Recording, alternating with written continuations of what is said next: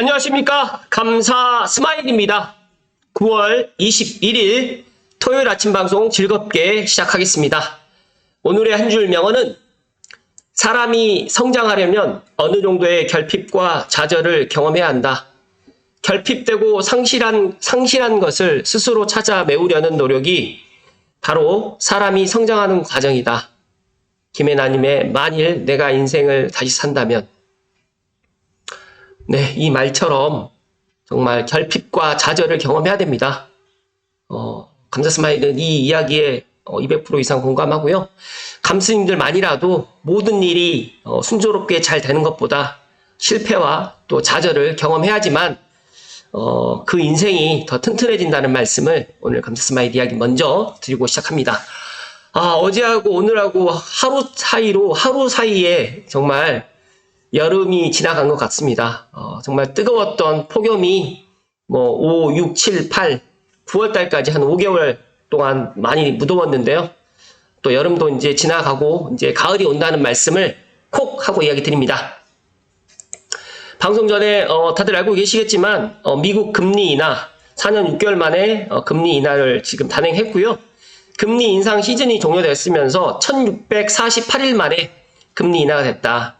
거의 4년 6개월 만에 거의 54개월 계속 금리가 올라만 가다가 미국 금리가 이제 보합도 유지를 했지만 내려간 건 처음입니다. 그래서 앞으로 시장에 또 많은 영향을 또 끼칠 거라고 생각하는데요. 관련해가지고 미국 연준이 4년 6개월 만에 B컷 0.5포인트를 갖다가 단행했는데 금리 인하를 아마 미국 금리 인하 사이클이 최소한 26년까지 지속될 예정이고요. 또 연준 위원들이 앞으로 예상한 금리 추이 점도표를 갖다가 일단 이야기 좀 드리면 연말까지는 4.4, 2025년 말 내년까지는 3.4, 26년 말까지는 2.9. 물론 이게 다 맞지는 않겠지만 최소한 2026년도까지 금리를 갖다가 내릴 수밖에 없는 그런 상황이다. 그래서 미국 금리 인하 이 사이클에 들어가면서 한국도 빠르면 10월 이후부터 연내 금리 인하 가능성이 높아졌습니다. 관련해서 감사 스마일이 계속해서 작년부터 올 초에 내일 마련을 하라고 독려를 했는데 지금도 늦지 않았다는 말씀을 저는 소신껏 이야기 드립니다. 신성철님께서 또 어제 이런 이야기를 해주셨는데요. 가끔은 그런 말을 한다고 합니다.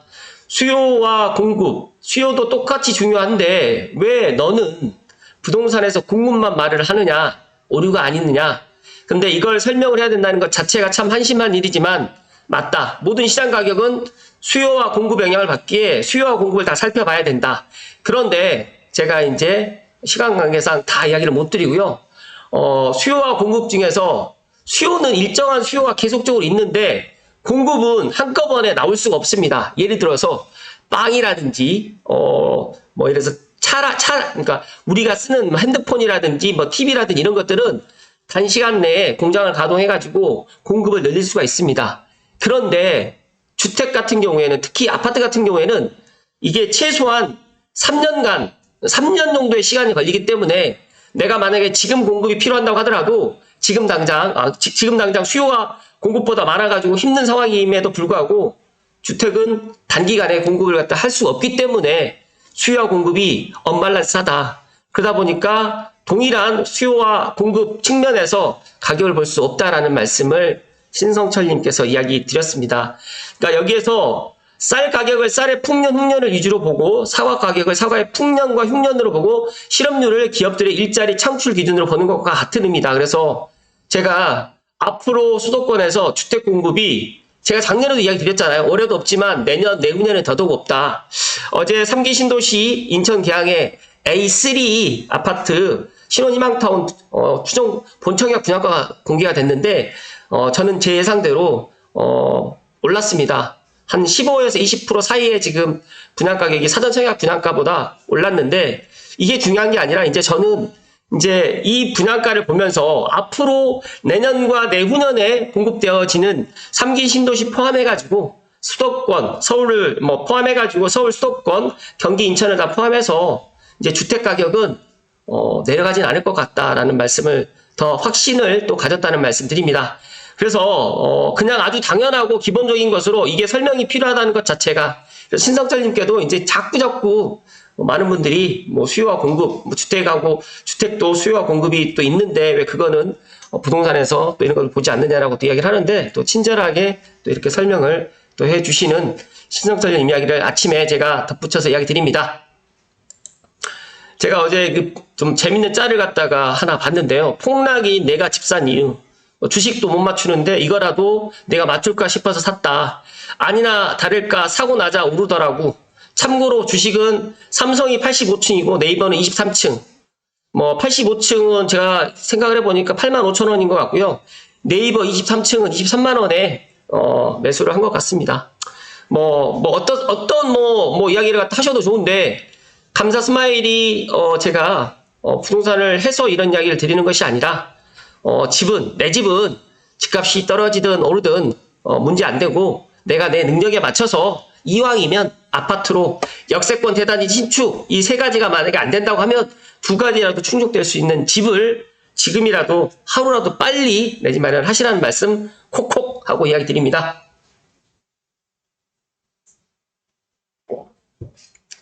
미국 기준금리가 인하되다 보니까 많은 또 폭락을 주장하셨던 분들이 어떤 이야기를 하냐면 경기 침체를 이야기를 막 하시더라고요. 근데 물론 경기 침체가 올 수도 있죠. 그런데 제가 생각했을 때는 경기 침체보다 더 무서운 거는 지금 주택 공급이 부족하기 때문에 제가 지금 현장에서 느끼는 거는요. 전세나 월세 가격이 정말 많이 올라요. 제가 오늘 본론으로 이야기 드릴 주제하고 또 많이 연관성이 있는데 한번 이번 주말에 비가 정말 많이 오고 있지만 만약에 내가 시간이 된다라고 하면 정말 그런 부동산 현장을 직접 가셔가지고 한번 지금 현재 전세나 월세 정말 어떤 단지는 전세 월세가 하나도 없어요. 그래서 저도 놀랐고 그리고 지금 제가 근무하고 있는 이편한 세상에 있는 파리타입에 있는 주거용 오피스텔도 월세가 지금 200만 원을 갖다가 지금 요구하시는 임대인분들도 지금 발생하고 있습니다. 그래서 감사 스마일이 소신껏 이야기 드립니다. 나는 괜찮아. 나는 전세 5억이고 6억이고 7억이고 전세 살아도 괜찮아. 라고 생각하시는 분들은 계속해서 전세 사셔도 되고 나는 월세 200만 원 정도는 감당할 수 있어. 라고 생각하시는 분들은 앞으로도 계속 쭉 월세 사시면 된다는 말씀 드리면서 오늘 본론으로 들어가겠습니다. 빠숑님의 부동산 인사이트 2024년 추석 이후 집값 전망 관련해가지고 이제 비즈 한국에 이렇게 지금 매주 기고를 하는 칼럼인데, 부동산 인사이트, 칼럼을 갖다가, 인사이트 비즈 한국으로 보는 것보다, 빠숑님 블로그 글로 보는 게, 광고도 좀 없을 것 같아서 이렇게 좀 이야기를 드리겠습니다. 혹시라도 감사 스마일 TV를 우연하게, 알고리즘 때문에 시청을 하시는 분들은 구독과 좋아요 부탁드립니다. 정책 혼란으로 부동산 양극화가 심화되었고요. 근본적 해법은 공급 확대뿐입니다. 올해 3분기에 서울 아파트 전월세 계약에서 전세 계약 비중이 60%를 넘어섰고요.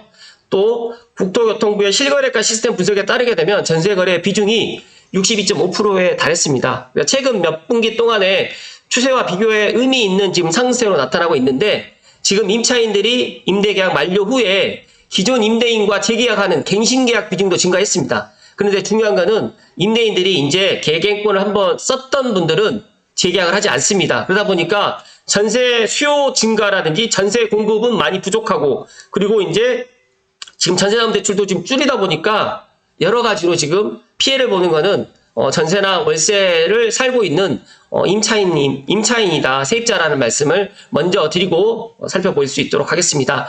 그렇다고 하면 추석 이후의 집값 전망을 먼저 부동산 시황을 갖다 먼저 정리해 보면서 한번 살펴볼 수 있도록 하겠습니다. 빠숑님께서는 일단 4가지 상황을 갖다 이야기를 하셨는데요. 첫 번째로는 부동산 시향은 전세 계약 비중이 증가하고 있다는 것이다. 이 배경을 갖다가 알아보면 방금 전에도 말씀드렸던 것처럼 전세 수요 증가입니다. 특히 서울 아파트 가격이 급등하면서 매매를 통해 가지고 주택을 구입하는 것이 점점 어려워지고 있기 때문에, 이에 따라서 주택을 소유하지 못한 많은 시민들이 전세를 선택하게 됩니다. 주택 매매 대신에 전세로 돌린 수요가 높아지면서 전세 계약 비중이 또 증가하면서, 이는 주거 안정을 추구하는 중산층과 청년층 사이에서 좀 두드러지게 나타나고 있고, 이들이 전세를 선택함으로써 전세 가격 상승이 지금 가속화되는 악순환이 형성되고 있습니다. 두 번째 요인은 금융시장에 이제 변화가 있습니다. 그래서 시중은행의 대출금리가 전월세 전환율보다 낮아진 상황에서 대출을 받아서 전세를 선택하는 수요가 지금 늘어났다. 그리고 더 중요한 거는 지금 빌라라든지 오피스텔, 아파트 공급도 많이 부족하다 보니까 앞으로 전월세 부분이 더 심각해질 것 같습니다. 그래서 저는 빠르면 11월, 늦으면 내년 1월 달쯤에 정부에서 전월세 대책을 아마 부동산 대책으로 아마 나오지 않을까 저는 그렇게 전망을 하고요. 두 번째 사항은 시황은 갱신계약 비중 증가와 갱신권 사용 감소한다는 것이다. 그러니까 지금 개경권을 한번 썼던 분들은 어쩔 수 없이 울며 겨자 먹기로 임대인과 재계약을 통해 가지고 기존 집에 거주하거나 아니면 새로운 집을 가야 되는데 2년 전, 4년 전에 전세 계약했었을 때보다 지금의 전세 가격이 낮으면 좋겠지만 올랐습니다. 4년 전의 전세 가격과는 확연하게 지금 많이 지금 다른 상황이고 특히 2년 전에 비하면 더 많이 지금 올랐기 때문에 엄밀히 따지게 되면 지금 임차인에게 상당히 지금 불리한 그런 상황이다 보니까 이거를 알고 있는 임차인들은 내년에 전세 만기가 도래한다라고 하시면 올해라도 지금 내 집 마련을 갖다 하는 분들도 있고 어쩔 수 없이 교육이라든지 뭐 직장이라든지 여러 가지 상황 때문에 지금 어쩔 수 없이 눌러 있어야 되는 그런 상황이라고 하면 말 그대로 계약 갱신 청구권을 갖다가 사용하거나 아니면 다시 한번 갱신권을 갖다가 2년을 갖다 더 요구하는 그런 수요가 지금 늘어나고 있습니다. 그러다 보니까 임대인 입장에서도 임차인을 교체할 경우에 이제 뭐 중개 수수료라든지 여러 가지 부대 비용이 발생하기 때문에 새로운 계약보다는 기존 임차인과 갱신 계약을 유지하는 것이 더 유리하다는 판단을 내리면서 재계약을 많이 이루어지고 있는데 중요한 팩트 하나는 만약에 그러니까 기존 임차인이 그런 것들을 갱신 계약을 갖다가 원하지 않는다고 하면 새로운 또 임차인을 갖다 받기 때문에 지금 4년 전에 계약 갱신 청구권을 갖다 또 2년 전에 썼던 분들은 지금 상황이 정말 안 좋은 상황이라는 말씀을 감사스마일 이야기 드립니다. 세 번째로는 대출 규제의 혼란과 실수요자 보호 문제입니다. 그래서 지금 대출 규제로 인해 가지고 강화되면서 어떻게 보면 서민층이 상당히 많이 피해를 보고 있고 돈이 많은 사람들은 지금도 현찰로 지금 내 집 마련을 하고 있지만 내가 6억에서 9억, 9억에서 뭐 한 12억 정도의 아파트를 갖다 눈여겨보고 있었는데 뭐 DSR도 안 나오고 또 스트레스 DSR 2단계 때문에 대출 규제로 인해 가지고 어쩔 수 없이 지금 내 집 마련을 갖다 늦추는 이런 수요도 지금 분명히 있습니다. 그런데 이런 분들은 엄밀히 따지게 되면 실수요자다 보니까 실수요자를 갖다 보호를 갖다 해야 되는 정부 입장에서 언밸런스한 이런 대책 때문에 서민들만 지금 피해를 보고 있고 또 오히려 이제 만약에 내년에 이런 분들이 주택을 구입하고자 할 때는 경제적 부담을 갖다가 더 가중시키는 부작용으로 나타날 수밖에 없고 지금 미국이 기준금리를 갖다 인하를 했기 때문에 한국은행도 빠르면 10월 늦어도 뭐 올 하반기 안에는 기준금리를 인하를 할 수밖에 없기 때문에 12월까지 대출을 갖다가 받아서 사야 되는 그런 실수요자 입장에서는 너무 분통 터지는 일이죠. 마지막 네 번째는요. 시황은 정책의 혼란과 부동산 시장이 양극하다. 제가 지금 서울의 아파트 가격이 너무 많이 올라가다 보니까 이제 서울과 맞붙어 있는 지역을 갖다가 이제 서울에서 이제 탈서울하고 있는 이런 수요가 지금 많이 일어나고 있어요. 그리고 6억에서 9억대에 있는 아파트를 갖다 매수하려고 특히 서울에 거주하고 계시는 분들이 많이 넘어오고 있고 또 빌라를 갖다 소유하고 계시는 분들도 이제 아파트 청약 기다리지 않겠다라고 하고 실제로 지금 갭을 끼고 지금 사는 수요도 지금 발생하고 있습니다. 그래서 저는 올 하반기에 주택시장을 갖다가 지금 추석 이후에 집값 전망에서 엄밀히 따지게 되면 10월, 11월, 12월 이 3개월을 갖다가 제가 말씀을 좀 드리면 서울의 수요는 많이 줄어들 겁니다. 그런데 서울과 맞붙어 있는 경기도 뭐 F4를 포함해가지고 무정부시, 남양주시, 예를 들어서 고양시 이쪽으로는 이제 정말 많은 실수요라든지 또 투자 수요까지도 아마 들어올 가능성이 높다라는 말씀을 조심스럽게 이야기 드립니다. 그리고 내년에 이제 이런 대출 총량 규제가 완화가 되는 시점에서 아마 내년 1월이나 2월 달쯤에 잔금으로 해가지고 올 10월부터 11월에는 많은 사람들이 내년 초로 잔금을 일정을 맞춰서 내 집 마련에 아마 가세할 건데 서울의 내 집 마련보다는 서울과 맞붙어 있는 지역으로 아마 많이 가지 않을까 저는 그렇게 예상을 합니다.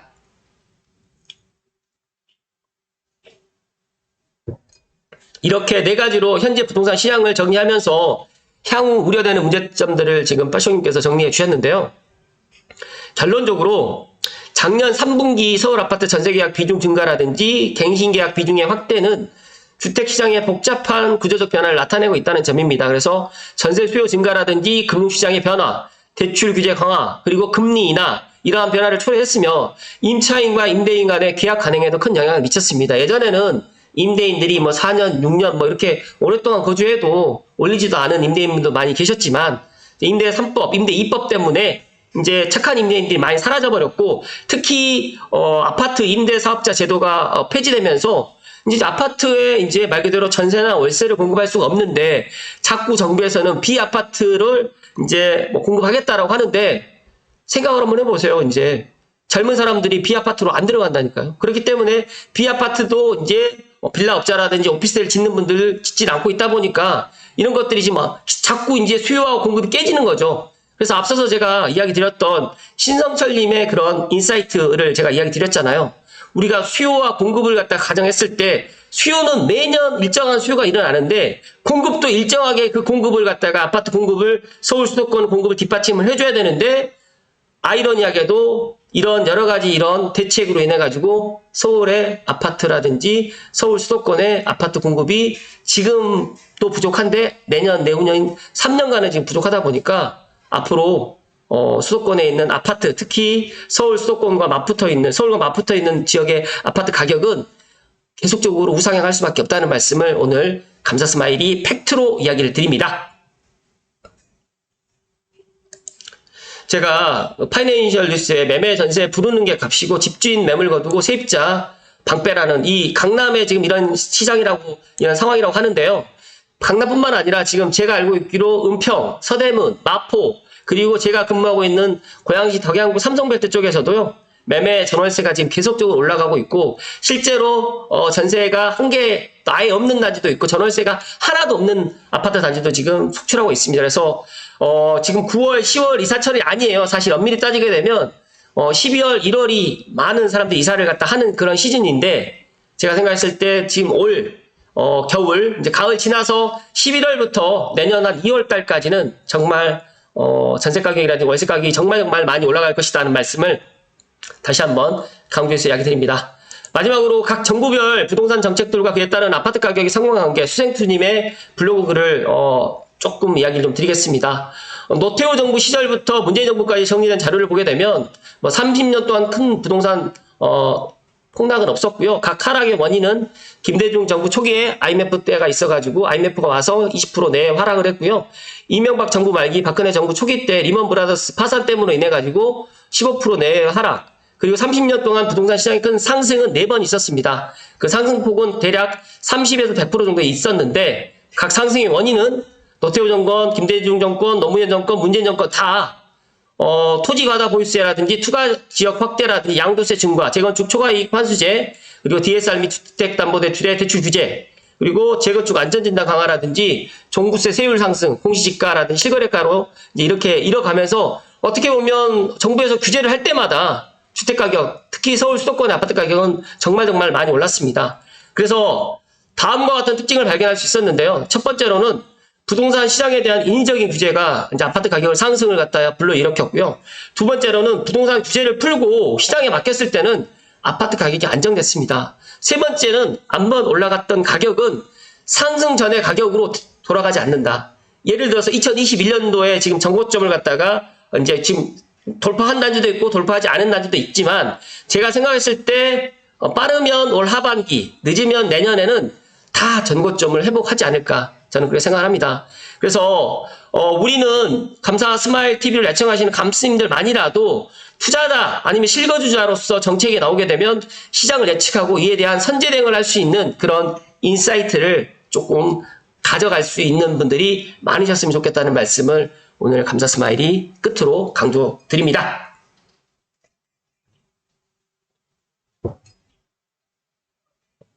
정말 저도 전에 이 아파트 가격 추이 관련해가지고 이런 이야기를 드렸지만 정말 보시면 규제 완화, 규제 완화 이렇게 했을 때 완화했을 때 더 안정됐다.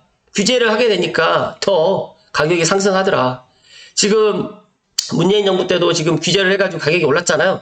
근데 윤석열 정부에서는 처음에는 주택 공급을 많이 하겠다라고 해서 시장에 이제 공급 시그널을 자꾸 줬다가 어느 날 이제 사람들이 공급이 없네라는 것을 알고 난 뒤로 올해 또 미국 기준금리를 인하를 하겠다라는 거를 발 빠른 사람들은 올 초부터 알고 있었기 때문에 올 초부터 지금 움직였고, 특히 지난 여름 정말 더웠지만 서울에 내 집 마련을 해야 되겠다는 또 지방의 또 실수요자라든지 투자자들까지 가세하다 보니까 서울의 아파트 가격이 지금 올라가 있고, 너무 많이 지금 올라가 있다 보니까 서울과 이제 맞붙어 있는 지역으로 아마 확산될 것이라는 말씀을 감사 스마일이 마지막으로 강조해서 이야기 드립니다. 그래서 결론은 추석 이후에 지금 집값 전망은 저는 내년 집값 전망도 물론 우상향이라고 이야기 드리겠지만 올 지금 2024분기의 집값 전망은 감사 스마일은 물론 서울에 지금 오르는 폭이 또 거래량이 뭐 7월달, 뭐 6월달처럼 많지는 않겠지만 그래도 계속적으로 우상향할 것 같고요. 보합을 물론 유지하는 단지들도 나오겠지만 이거는 제가 생각했을 때 큰 의미가 없다. 그리고 서울만 올라가는 게 아니라 이제 서울과 맞붙어 있는 지역도 확대되고요. 지금 검단 신도시도 지금 8억이 지금 넘은 실거래가가 찍혔어요. 그러다 보면 뭐 검단도 이제 10억이 갈 거고요. 문정 신도시도 아마 GTX-A 서울운전구가 개통하게 되면 문정 역세권 주변으로 또 10억이 넘어갈 거라고 저는 예상을 하기 때문에 고양시도 지금 지금 현재는 뭐 6억대부터 뭐 9억 사이에 아파트들이 많이 있지만 내년 빠르면 내년 봄, 좀 늦어진다고 하면 내년 하반기 이맘때쯤 되게 되면 아마 작년에 내 집 마련 했었어야 되는데 라는 생각을 다들 하시게 될 거라는 말씀을 마지막으로 이야기 드리면서 지금도 늦지 않았습니다. 근데 여기 되시는 분들은 감스님들 중에서 의사결정을 하루라도 좀 빨리 하시고 잔금은 내년 초로 하실 것을 추천의 말씀을 드리면서 9월 21일 이제 여름이 끝나고 가을로 가는 기쁜 토요일 날 감사 스마일이 이야기 드렸습니다. 오늘도 행복 가득하시고 비가 오지만 오고 가는 길에 안전운전 하시고 행복한 주말 되십시오. 고맙습니다.